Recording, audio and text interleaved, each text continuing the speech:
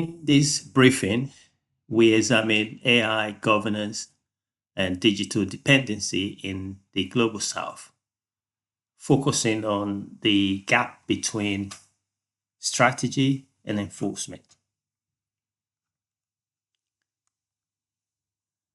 Across the world today, governments in the last couple of years are publishing strategies, drafting ethical frameworks, and promising regulation for AI-driven future.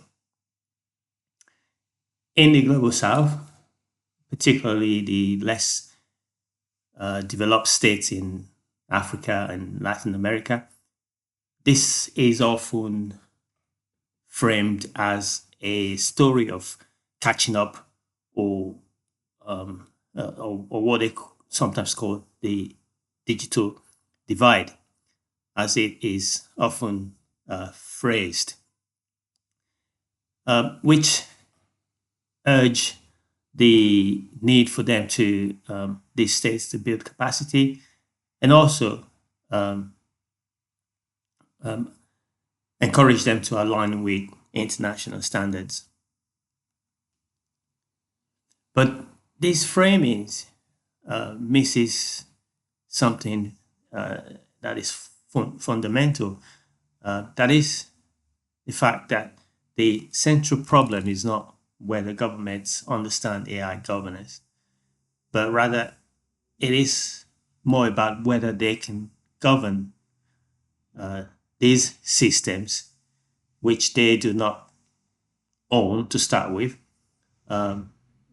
platforms, whether they can govern platforms that they do not control, and infrastructures that they did not build or contribute to the development. So in today's briefing, we approach AI governance through the lens of digital dependency. That is the where regulatory ambition collides with infrastructural power and asymmetric control over data and computing power. So this discussion is not about ethics per se in abstract, but rather it's about power, leverage, and the limits of law.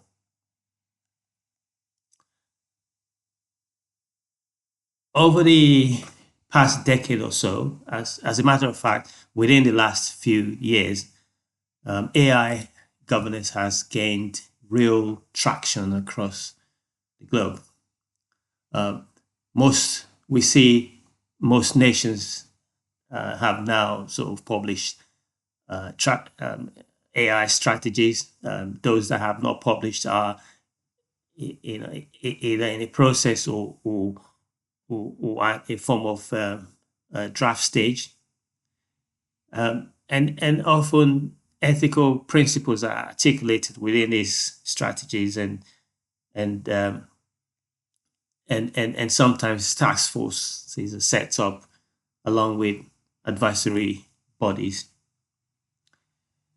Now, at the regional level, such frameworks are emerging across Africa and Latin America and some parts of Asia, which often are done with support from bodies like international bodies like the European Union. So on paper, this looks like progress, right? In terms of closing the digital gaps between the rich, the richer nations and the less developed states. And to a certain degree, it is progress indeed. It is progress because these initiatives do reflect genuine policy engagement.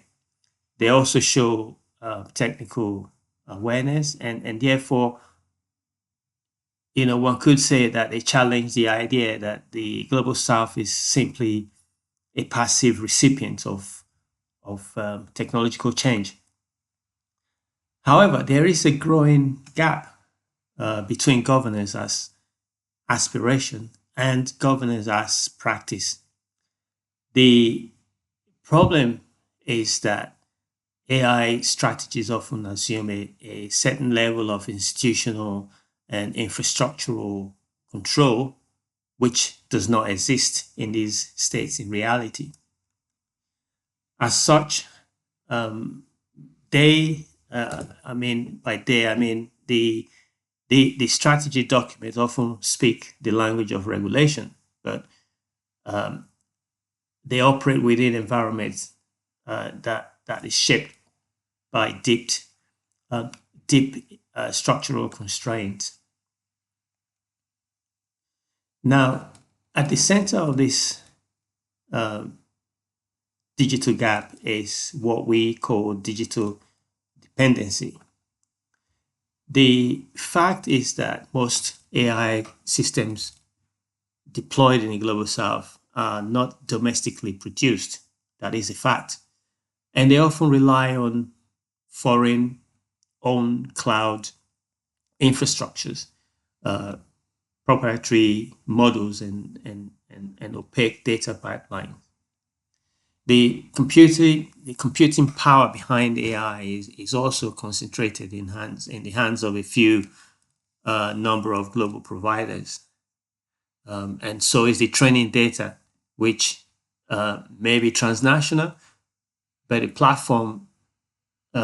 platforms that are mediating public services are often designed, hosted, and governed elsewhere. So this creates a concentration of a form of infrastructural power in the hands of a few powerful states powerful states. And it is something that is not always acknowledged in governance debates of this sort. So one ought to be asking, therefore, such questions as who owns these systems, who owns these servers that are powering AI, who controls the models upon which they're built on, and who determines their updates and default settings and their technical limits. So these are questions that matter because governance always presume leverage. And leverage, as we know, depends on control over infrastructure.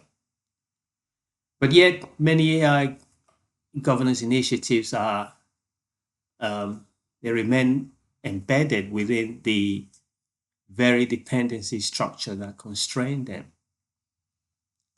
Capacity building programs for developing states, for instance, is often promoted, but at the same time, they are also tied to the vendor ecosystems.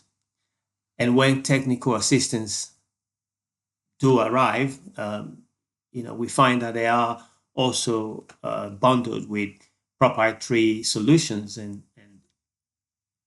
the so-called regulatory best practices that travel alongside these platforms. The result, therefore, is a form of a paradox, whereby, on the one hand, we have governments who are global South governments, that is, who are encouraged to govern responsibly while relying at the same time on infrastructures that they do not control. Now, this we see as a form of dependency that is not only economic, but also technical, epistemic, as well as legal. And of course, these sorts of infrastructural asymmetries or inequalities have direct legal consequences as well. Law, as we know, is often imagined as a neutral subject, and one that is also portable. In other words, it is a set of rules that can be applied wherever political will exists. But effective regulation requires more than political will or political intention. It requires the ability to monitor and also carry out audit and to be able to enforce those rules. And in the case of AI governance, particularly within developing global south states, those capacities that are needed are frequently undermined. Here, we see regulators may not have access to system architectures, for instance, while government oversight bodies often rely on vendor documentation, which means that enforcement is constrained when these platforms and data reside elsewhere offshore. So what we see emerge, therefore, is something like a regulatory theater whereby we see laws, yes, of course, laws exist, but and guidelines are produced and issued and so on and so forth. Compliance on the part of those governments is declared, but the underlying power relations remain unchanged because responsibility remains localized while control is externalized. And as such, governments are often held accountable for systems that they cannot fully govern, while those who design and control the infrastructure remain insulated from such accountabilities. Therefore, under these conditions, AI governance risk becoming symbolic rather than transformative within the context of global South states. The implications of all of these are significant. First, the idea of responsible AI risk becoming more of a reputational shield rather than a substantive intervention. Second, we see the gap between strategy and enforcement can erode trust in institutions that are supposed to be in charge of the regulations.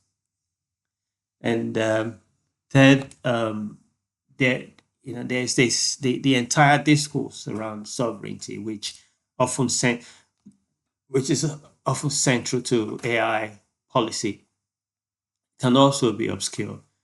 Can also obscure more than it reveals if it overstates autonomy while ignoring the issue of dependency. This, however, is not a story of inevitability. It is not all doom and gloom, at least not yet. There are signs of slow but cautious experimentations as we see emerging regional data initiatives among global South states. And there's also a growing South-South cooperation and renewed attention to public digital infrastructure within those states. But these efforts, albeit significant, they remain fragile and uneven and like I said, slow and difficult. So the central question in relation to the Global South is not whether AI governance frameworks exist.